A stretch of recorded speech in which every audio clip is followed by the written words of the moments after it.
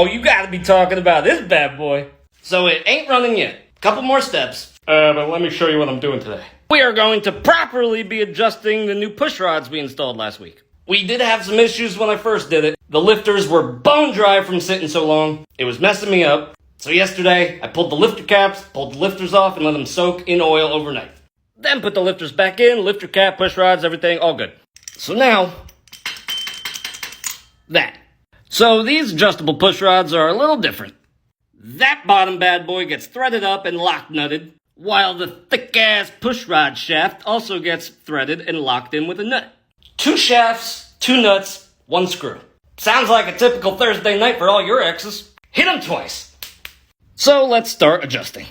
First, make sure whatever cylinder or push rods you're starting to adjust, that cylinder is on TDC-C. And do yourselves a favor, go grab one of your ex-girlfriend's hair clips that you know you still sleep with, and fucking bend it, and fucking bungee cord it or rubber band it or whatever to support the push rod tube. And now we're gonna get rid of that. Oh, I can't do it.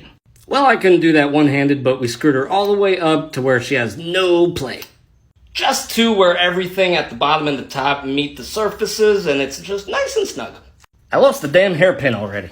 But now we gotta do a little bit of lifter to push rod preload. We're gonna over-tighten it, and then let the lifter bleed out, so then when the motor is running and has oil pressure, hydraulics kick in, and that goddamn perfect valve clearance is perfect. Something like that. So most push rod companies are different, so just make sure you follow what your push rod instructions say. These say 2 full turns after bottomed. So we're gonna hold this and twist this up 2 turns. Spicy. Nice and tight. So now once that push rod comes loose and able to, wiggle, that's when all the oil is out of the lifter and you have perfectness. All right, about 5 minutes later. Oh. And now we're going to run this locker nut all the way up. Like so. And then give her the old...